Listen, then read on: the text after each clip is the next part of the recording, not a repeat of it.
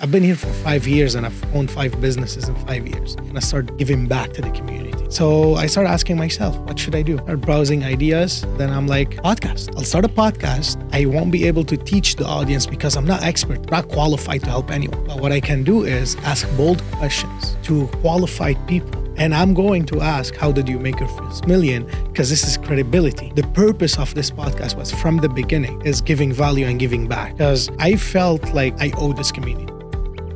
So now you're in Grimsby and in Milton. Yes. And what's your niche? So my specific area that I keep, area. I do the real estate, the corporate, the criminal, and the estate stuff.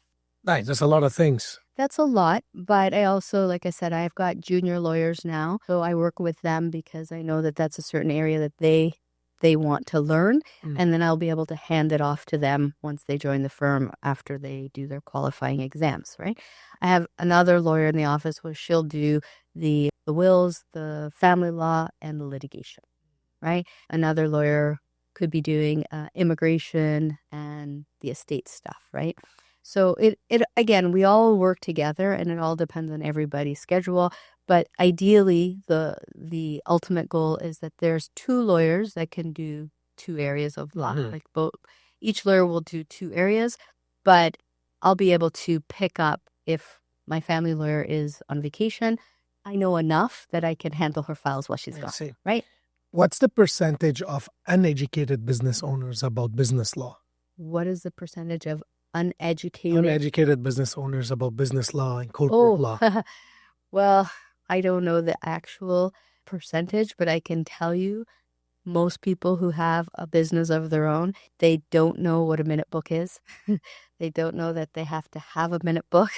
And the thing is, everything is a double-edged sword. The internet is great. It is a tool. We all use it. We probably don't even know how we existed without it. Same thing with our phone. But it's a double-edged sword because everybody now goes on the internet and thinks they can do everything on their own, right? They can make a will by themselves. They can incorporate by themselves. But they are just getting the tip of the iceberg, right? So yes, you can go incorporate by yourself and you could answer a few questions. What do you want to call the name of your company? What kind of service are you going to be doing? Who's the name of the incorporator? What's the address?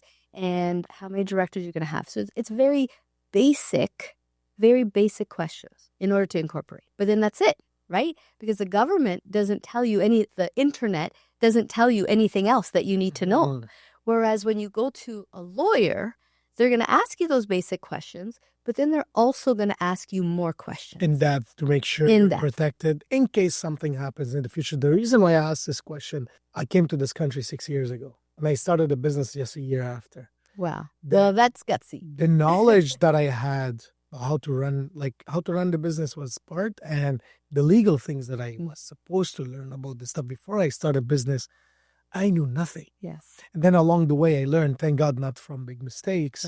But now the amount of knowledge that I have, it's helping me so much throughout my journey and to protect myself. Everything I think of right now, okay, what if this happens and let's do this, let's cover this. The amount of people that I sit down with and they already have a business and they're trying to start a second business and they're asking me questions. What should I do here? What should I do there? I'm like, how have you been running a business for 5 years and you don't understand this stuff? And they, just like you said, they try to go online to get it done. Yeah. But come on. Yeah.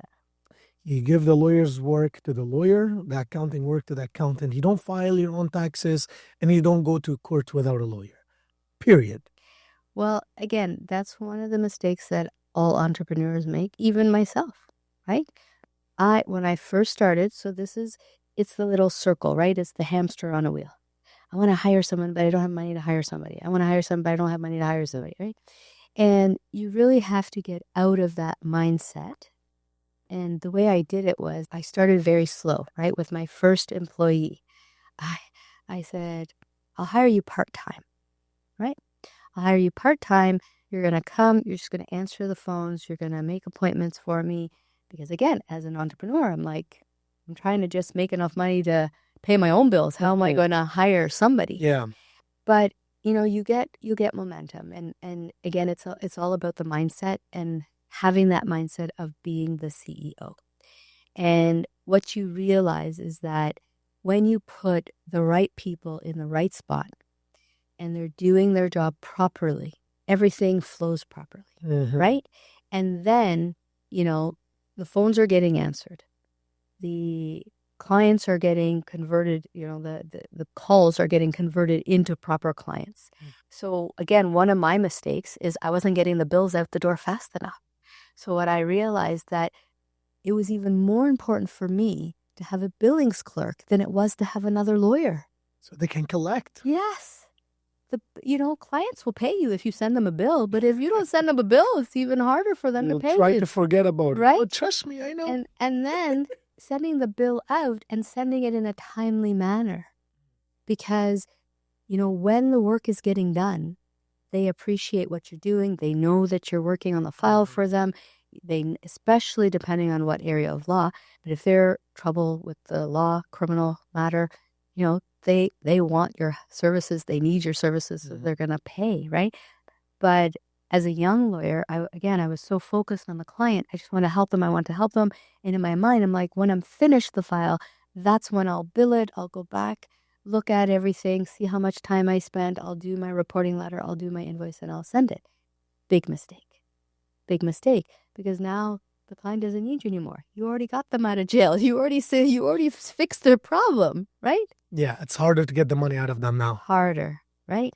And then when you have litigation matters, right? So family law, court disputes, contract disputes, those ones, it's not like real estate. You have a beginning and an end, right? Those ones usually last for a long time. And so if you're not billing the client regularly, right? In their mind, it doesn't cost anything to go to court. They have a lawyer in the background doing all the work, but they're not getting a bill every month. If they get a bill every month and they get a $10,000 bill, in their mind, they're like, oh, I better settle this, right? Yes. If I have to pay $10,000 every month, what is this going to cost me, right? So they have a different mindset about continuing to fight in court. Whereas if you wait until the file's over, they will be shocked with a big amount. They get a I can't afford $70,000 bill. They're like, oh, right? But also on the side of the firm, if I give them an invoice for $10,000 and they can't pay, then I stop working, right? So now I'm trying to collect $10,000 instead of trying to collect $7,000. Yes. Right? Talking about money, is the situation of the economy right now affecting your market as a lawyer, or your business is always consistent? You don't think tariff is going to also affect your business? It's like the real estate part, corporate part, maybe not many businesses will be starting. Some businesses will, or you make money from fights and from winnings too, right? Yeah, the law is such that, taxes and death, right? The two sure things in life. The law is going to always be there. Yeah, recession-proof business. It's a recession-proof business. Did AI affect your business? AI is affecting, for sure. How? It can... It's like the internet, right? Everybody thinks they can be their own lawyer. And so now AI is coming in where they're trying to say that, AI can review a contract instead of a lawyer. And that might be true, right? So even the law Have you firms, tested it? I haven't personally, but I'm connected with all of the courses that come through to the lawyers, right? So there's always a course on do this and what the bigger firms are doing. Right? So is there a place for it? Absolutely. AI can make our jobs easier, but it can't replace you. It can't replace a person. That's why everyone's afraid of AI, but I think AI makes your life easier. I've never seen my team that happy until I provided some resources that is related to AI. So I didn't use AI to replace my team. I used AI to make them happier. Now they can produce more. They can make me happier. Yeah. I'm happy, they're happy. That's right. So using AI, everything is fixable. Yeah. And everything is easier. So that's what I'm saying. There's definitely a place for it. It's just you have to learn how to use it. And then that's where you have to put that time and energy to learn how to use it properly, but also in a way that your clients know that you're not, relinquishing your responsibility. Like, I'm using AI to learn how to do my job faster, which helps you, right? Because then I'm billing you for an hour instead of 5 hours, right? But I'm still involved. You're still getting that personal touch, and you're still getting somebody there to say you're vetting what the AI produces. Right? Is your law firm hiring at the moment? We are always looking for talent, always, right? Because again, my mindset is could be another lawyer that's going to be retiring around the corner. And if I have that conversation, then I'm going to need another lawyer, other lawyers to be there to help me grow my practice. And you're pretty much bringing in partners. You're not just bringing in employees that you will underpay, correct? Because you're giving them cuts, you're giving them this. So this is very smart. What's next for you, Faye? What's next? Well, I guess this is new for me, right? The podcast is new. That's true. We planned for it since last February? Yeah. No, I think it was May. Wasn't it October at the Expand, right? Was the end of the year. Yeah, by Expand not last year, 2023. Yes. And then we were supposed to do it the following year, like January 2024. Yeah, that's true. Things got postponed, unfortunately. That's true. But we still made it. Yes, we still did it. And everything, all in good time, right? Yes. So everything happens for a reason and everything happens at the right time, I believe. So what's next for you is you're trying to work more on your marketing right now, your social media and stuff like this. It's good. We're going to do some great things together. I think so. It's awesome. What is an advice you want to give to a fresh graduate lawyer? I would tell them that a law degree is a wonderful degree to have. It really is. You're learning about the law, but that's not really the main point because the law changes all the time. You can't learn all the law and keep it in your head. The law changes. What law school teaches you is how to think. It teaches you how to read legalese and make sense of it. It teaches you logical reasoning skills. It teaches you how to be resourceful. That's what your law degree is. And it's such a fulfilling degree. It really is. Don't ever get discouraged. Don't ever get discouraged. As a young lawyer, you come out of law school and you want to take on the world and you see these law TV shows and you think it's going to be so great. And it's not always great, but don't despair because, whether you want to be a courtroom lawyer or you want to be an office lawyer, whether you want to work for yourself or whether you want to be part of a team, whether you don't even want to do law, with a law degree, another company will hire you as management right away because you have a law degree, right? So it's a very versatile degree to have, and it is a good education. It really is. And you can have a very good career no matter what you do. You just have to stay calm. You have to stay calm, and you have to, even if you're not opening up your own business, just even when you're planning your own career, stop and really think about what you want to do. We are so trained to go, and I need to do this, and I need to know, and I need to, we don't give ourselves the time to just stop and really take the time to figure out, okay, what do I want to do? Mm-hmm. And then test it out. If you think, when I first became a lawyer, I wanted to be a tax lawyer, right? I took one semester at the University of Waterloo to get my master's of taxation, and I found out I didn't really like tax, right? So I'm like, okay, not doing tax law. Switch to something else, right? In my business, because we do so many areas of law, again, I've been able to touch 7, 8 areas of law. Some I like more than others, right? Some I like more than others. So I've given myself the space. The day I realized that I could say no to a client was my best day, right? It was my best day. This was before I had any other lawyers. The phone rang, and the person on the other side, if they said, hi, I separated with my husband and blah, blah, and they start to tell me their story, and I'm on the other end listening, and I watched my body. I was like, oh, okay, yes, and I listen intently. I take my notes, call them back. Then the next day, somebody called and they said, hi, I sold my property and I need a real estate lawyer. And I'm like, oh, wonderful. When is the closing date? My shoulders were up. I was smiling. And I reflected on that. And I was like, look at your body. Your body is talking to you. You don't like doing family law. You don't like it. Maybe take a break from family law. So I did, right? But the entrepreneur part of me is always like, don't say no to clients. Don't say no to business, but you have to. Don't say no to business. You have to. Last night, I get a message at 2:30 a.m. coming from work because I own another business and I'm there till midnight. And I get a message and my client's business partner sent a voice message that they hate the video that we made for them and we posted that day. It was yesterday. And I went on the video and I saw that we went viral. Oh. The video went viral. That's great. First ever video I make for them. Yeah.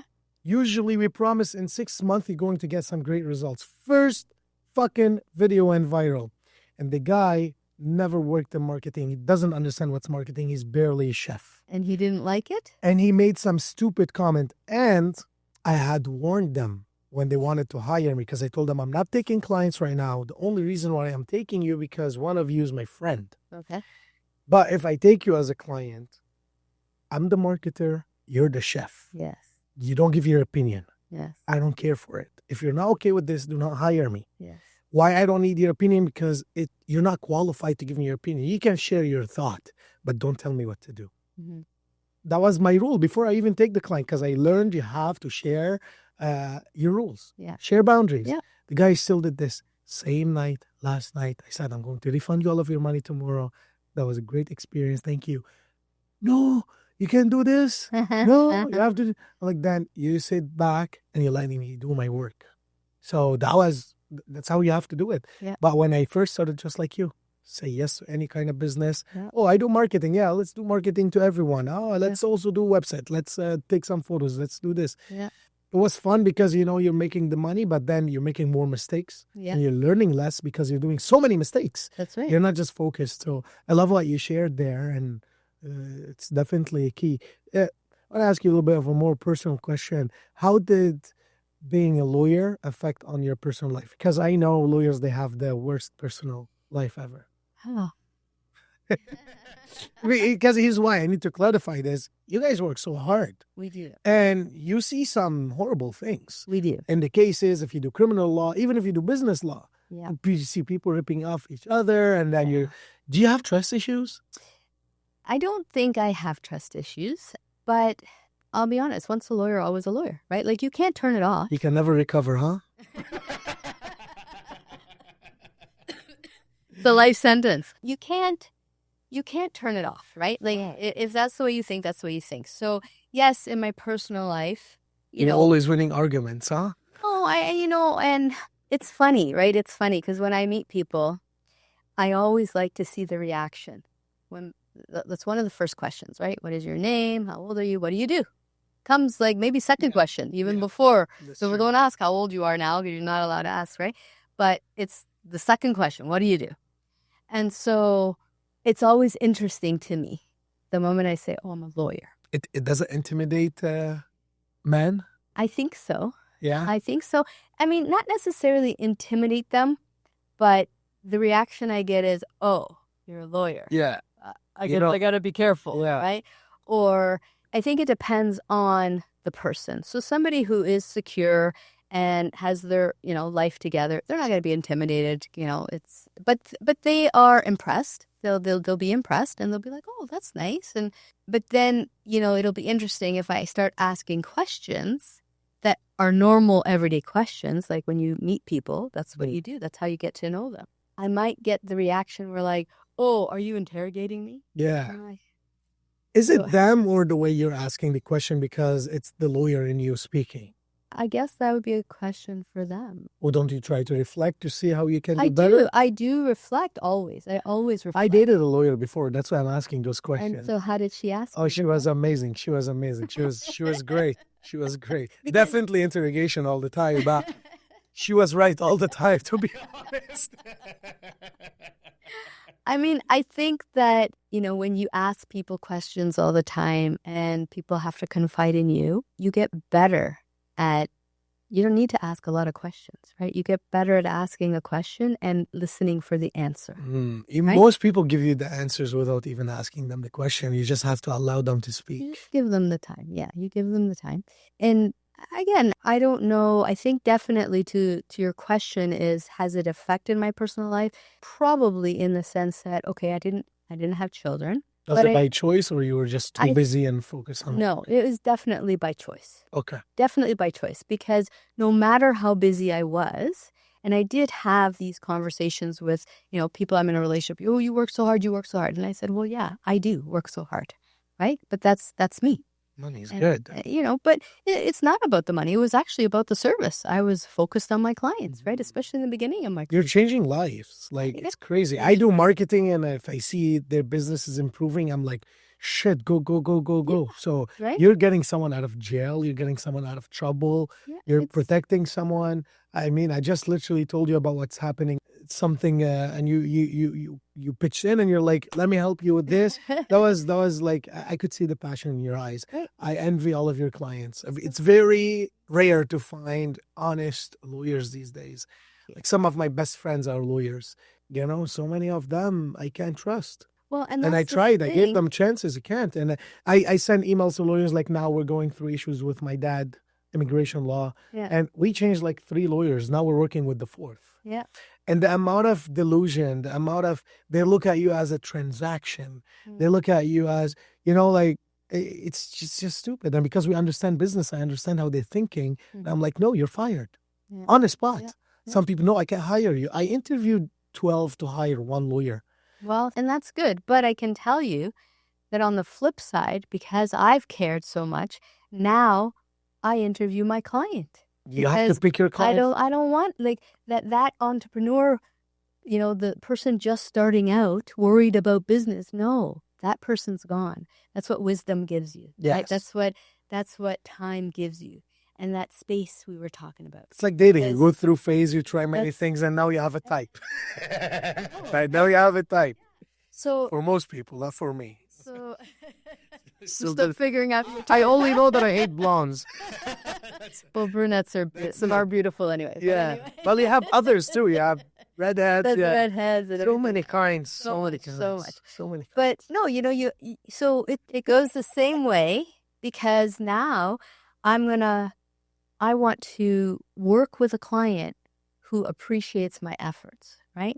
And who understands how it's not just a transaction. So I have these longtime clients of mine, and, there's a couple of moments in my career where I've been really proud that I'm a lawyer, and I see the impact, okay, that I can have. And this particular family, they came to me for business law. They have a business, and a lot of times, people aren't paying them, so they'll call me.